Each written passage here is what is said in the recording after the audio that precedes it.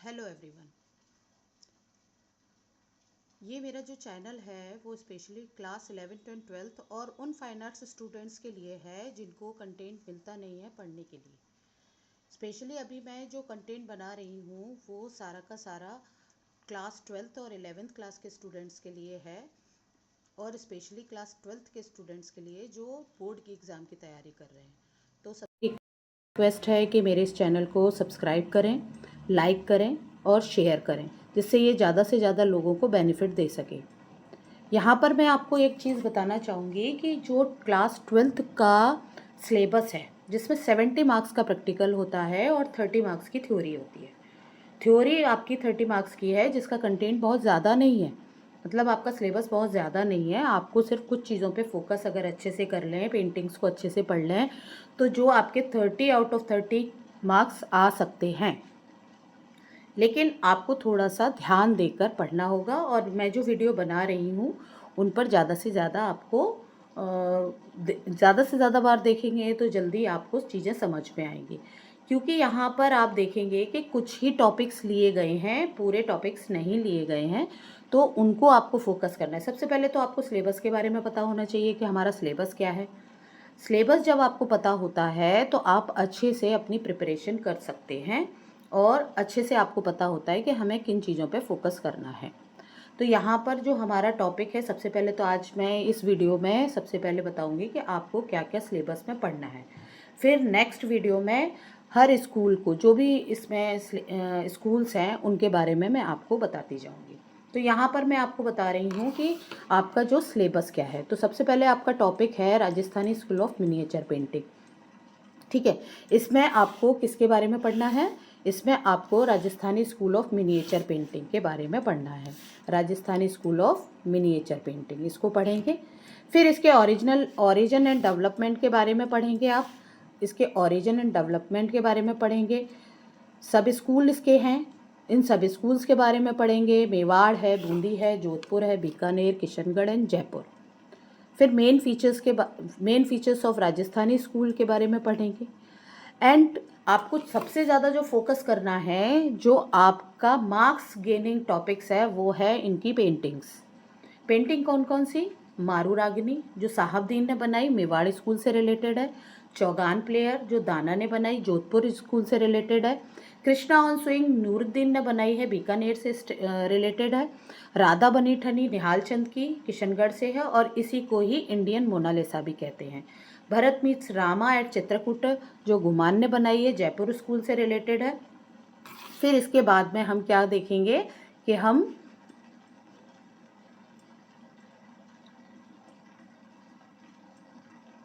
ठीक है, फिर इसके बाद में हम देखेंगे कि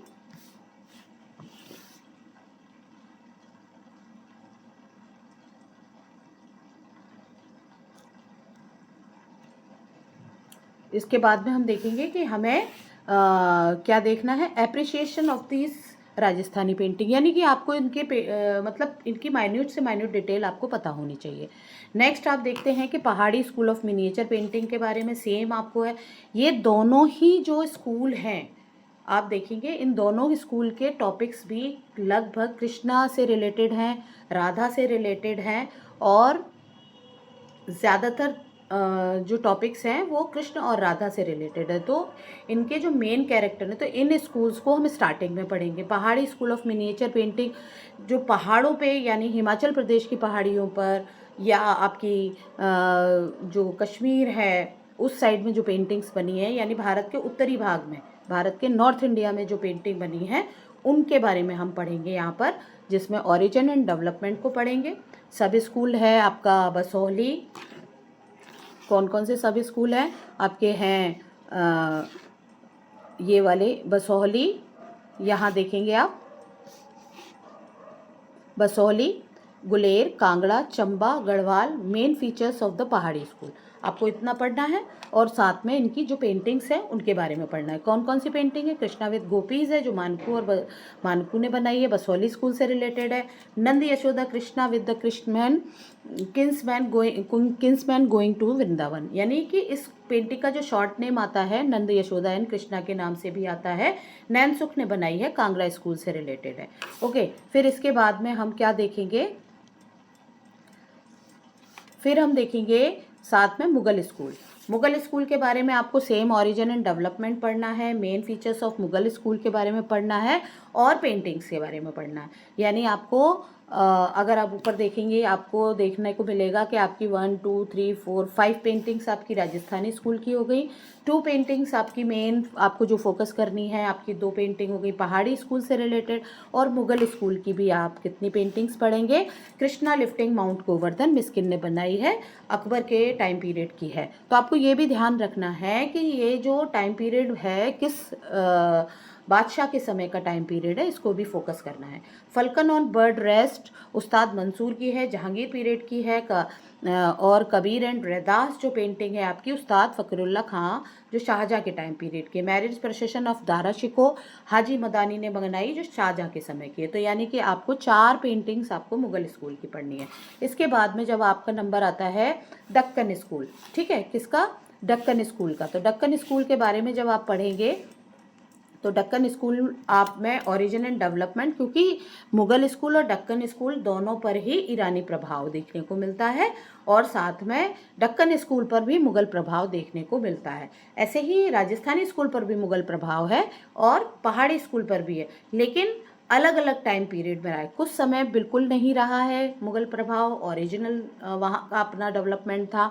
फिर बाद में जब आर्टिस्ट का कम्युनिकेशन हुआ आपस में, तो वहाँ पर मुगल और एक दूसरे का, राजस्थान का मुगल पे पड़ा, मुगल का राजस्थान पे पड़ा, इस तरह का देखने को मिलता है। फिर इसका भी दक्कन का भी ओरिजिन एंड डेवलपमेंट देखने को मिलेगा हमें, ठीक है। क्या देखने को मिलेगा? ओरिजिन एंड डेवलपमेंट देखने को मिलेगा। Main feature of Deccan school को देखना है। यहाँ पर एल नहीं है, सॉरी, क्या है यहाँ पर एल लगा लेंगे तो स्कूल देखने को मिलेगा। फिर इसके टाइटल ऑफ पेंटिंग्स हैं जो हमें देखने को मिलेंगे। क्या है? Title of paintings.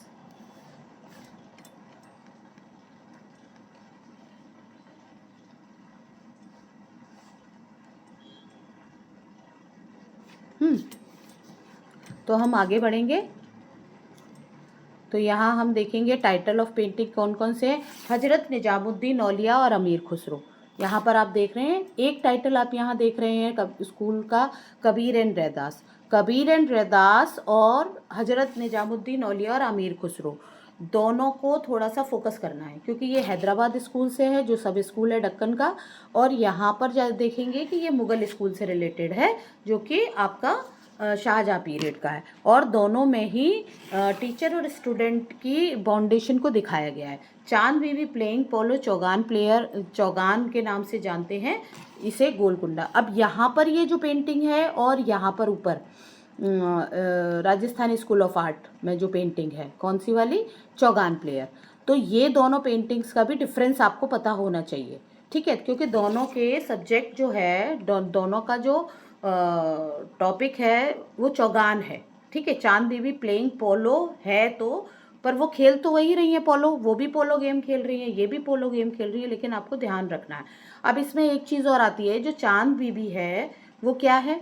वो एक क्वीन है जो खेल रही है। क्या खेल रही है? पोलो खेल रही है। लेकिन पेंटिंग जो बनाई गई है वो गोलकुंडा स्कूल में बनाई गई है, लेकिन चांद बीबी जो क्वीन थी वो बीजापुर की क्वीन थी। इस बात को आप ध्यान रखेंगे। फिर हमारा टॉपिक आ जाता है the Bengal school painting and national flag of India.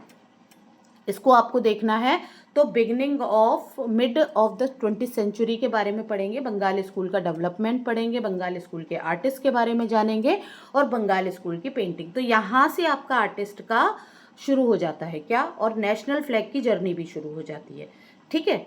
Similarly ये चीज़ें एक साथ ही स्टार्ट हो गई थी beginning of the 20th century, मतलब जब 20th सेंचुरी की स्टार्ट हुई, 20वीं शताब्दी जब आपकी शुरू होती है, तब आपको यहाँ पर नेशनल फ्लैग के बारे में भी शुरू हो जाता है। बंगाल स्कूल आर्टिस्ट है तो किस उस समय क्या चल रहा था, उस समय आपका फ्रीडम फाइटिंग चल रही थी, बहुत ज़्यादा आर्टिस्ट का था, आर्टिस्ट थे, या हमारे यहाँ पर बहुत सारे आंदोलन चल रहे थे, तो उनको भी आपको ध्यान में रखते हुए चीज़ों को ध्यान रखना है कि हमें कहाँ देखा जाएगा। ये origin and development of Bengal school of painting के बारे में पढ़ना है, main feature of Bengal school of painting बना जाएगा, मतलब पढ़ा जाएगा। फिर आपको पढ़ना है क्या, फिर आपको पढ़ना है यहाँ पर क्या, जर्नी एंड जो है अविनाश टैगोर की पेंटिंग है। तो अब आपका क्या है, मॉडर्न एरा शुरू हो गया। शिव एंड सती जो नंदलाल बोस ने बनाई थी। अब बंगाल स्कूल की एक सबसे बड़ी खासियत क्या थी कि यहाँ पर जो वॉश पेंटिंग की शुरुआत हुई थी भारत में, ठीक है। भारत ने क्या किया, इस टाइम पीरियड को बंगाल स्कूल कोई किसी पर्टिकुलर स्कूल, कोई किसी जगह का स्कूल नहीं था, ये एक स्टाइल था। और इस स्टाइल की क्या खासियत थी, यहाँ पर वॉश टेक्निक में काम हुआ है। इस वॉश टेक्निक को ही शुरू करने वाले आपके अवनींद्रनाथ टैगोर थे, और इन्हीं ने ही बंगाल स्कूल की नींव रखी थी। कलकत्ता कॉलेज ऑफ आर्ट में ये प्रिंसिपल थे, पहले वाइस प्रिंसिपल बने, फिर प्रिंसिपल बने, तब जाके उन्होंने ईवी हेवेल की मदद से इन्होंने एक नए स्टाइल की शुरुआत की, जिसे बंगाल स्कूल के नाम से जाना जाता है। ये किसी घर में या कोई एक बिल्डिंग नहीं थी बंगाल स्कूल, ये एक स्टाइल था जो कि हमारे मॉडर्न पेंटिंग को की एक फर्स्ट स्टेप मान लीजिए। यहाँ पर क्या हुआ, भारत की पुरानी जो हमारी जो टेक्निक्स चली आ रही थी, या मिनिएचर पेंटिंग जो हमारी पहचान थी, क्योंकि ऐसा हुआ था कि कंपनी स्कूल की वजह से यहाँ पर क्या हुआ, कंपनी स्कूल भी इस समय चल रहा था।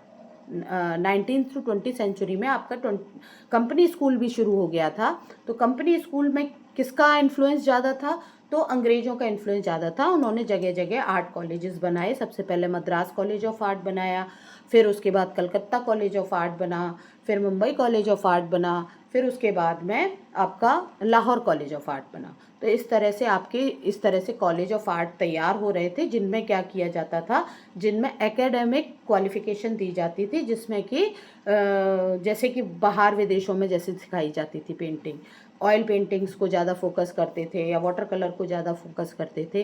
तो यहाँ पर अविनाश टैगोर ने बंगाल स्कूल ऑफ पेंटिंग की शुरुआत की, जो कि एक वॉश टेक्निक थी, जो जिसमें जो लाइंस का यूज़ किया गया है वो सारी की सारी अजंता से फोकस या हमारी पुरानी परंपरा से को अडॉप्ट करके किया है।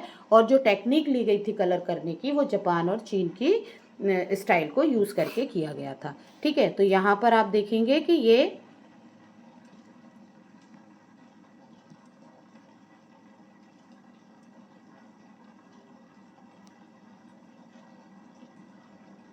ठीक है, यहाँ पर आप देखेंगे कि इस तरह से मेघदूत, राम गोपाल विजयवर्गीय। अब ये जो राम गोपाल विजयवर्गीय हैं या MAR चुगताई हैं, इनका मोहम्मद रहमान चुगताई बोला जाता है उनका, है ना, अब्दुल रहमान चुगताई का नाम आता है। मेघदूत राम गोपाल विजयवर्गीय ने बनाई। तो ये सारी जो टेक्निक यूज़ की गई है, तो ये सब वॉश टेक्निक की पेंटिंग्स है। फिर आता है contribution of Indian artist struggle of Indian freedom movement, मतलब इंडियन आर्टिस्ट का जो इंडिया के फ्रीडम मूवमेंट में क्या कंट्रीब्यूशन रहा। तो इसका एक पूरा पैरा होता है, इसका एक ऐसे आ जाता है, तो उस ऐसे को आपको फोकस करना है। फिर आता है आपका national flag of India and the symbolic significance of its form and the colours. Actually आपको यहाँ पर भारत के झंडे की जर्नी बतानी है, कि जर्नी ऑफ नेशनल फ्लैग, सीधे सीधे एक टॉपिक आ जाता है। फिर हमारा मॉडर्न टाइम पीरियड चालू होता है, यानी कि आज़ादी के समय के बाद में, यानी कि आप समझ लीजिए 20th सेंचुरी के मिड के बाद में हमारे मॉडर्न आर्ट की भारत में शुरुआत हो जाती है।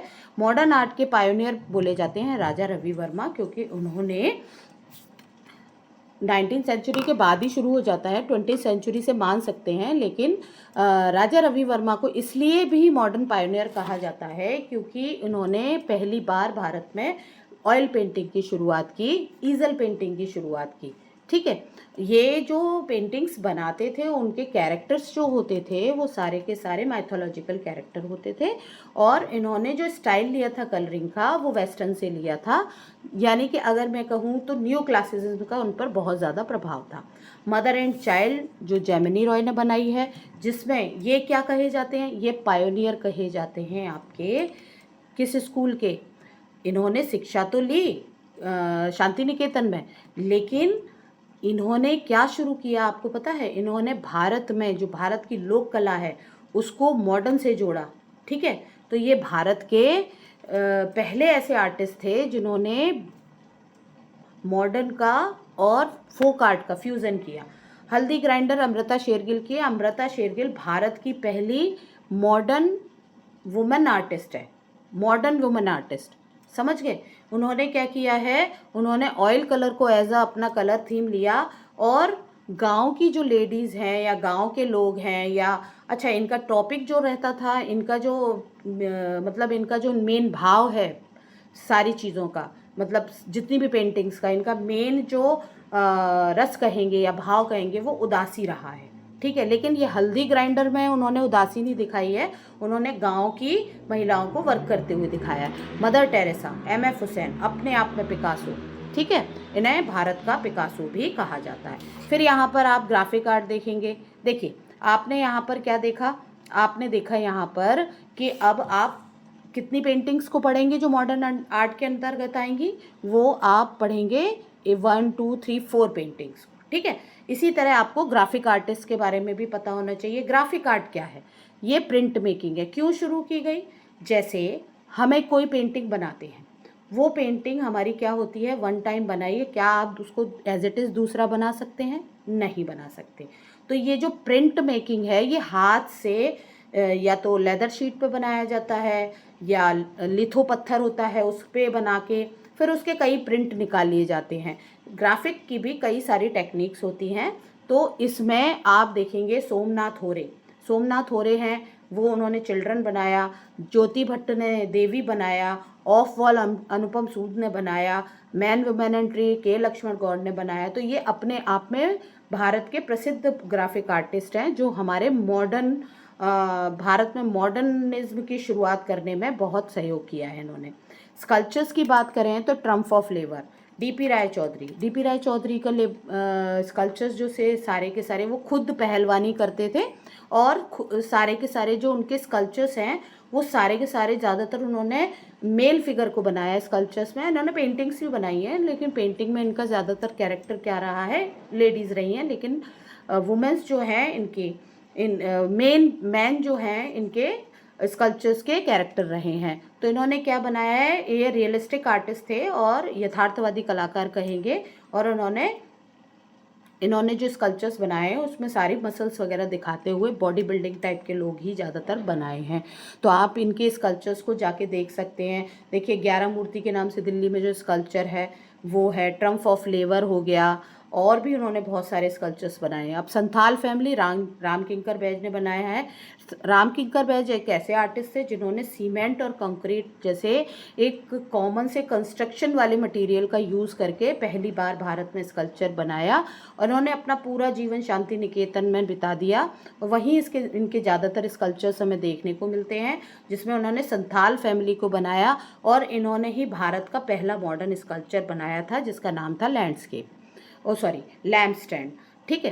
क्राइज अनहर्ड अमरनाथ सहगल का। इन्होंने क्या किया, इन्होंने कांसे का यूज़ करके, ब्रॉन्ज का यूज़ करके ऐसा स्कल्पचर बनाया जो थोड़ा अलंकारिक भी था। अलंकारिक मतलब डेकोरेटिव, मतलब कहीं पर भी आप उसे एज अ डेकोरेटिव पीस की तरह भी रख सकते हैं, लेकिन इन्होंने इसके साथ ही उसके भाव में क्या दिखाया है, उसके भाव में वेदना दिखाई है। उसके भाव में उन्होंने अंदर की वेदना को दिखाया है, परिवार की वेदना को। गणेशा पीवी जानकी राम ने एक ऐसा वो बनाया है, स्कल्पचर बनाया जिसमें उन्होंने भारत की प्राचीन परंपरा में जो जिस तरह की चीज़ें यूज़ होती थी उनको है इन्होंने बेल्डेड काम किया है, बेल्डिंग का काम ज़्यादा किया है। कैसे, उन्होंने कॉपर शीट के ऊपर से जो बेल्ट करके चीज़ों को लगाकर गणेशा जैसा स्कल्पचर बनाया। तो इस तरह से ये आज का आपका टॉपिक फिनिश होता है। नेक्स्ट वीडियो में मैं आपको बताऊंगी राजस्थानी स्कूल ऑफ आर्ट के बारे में।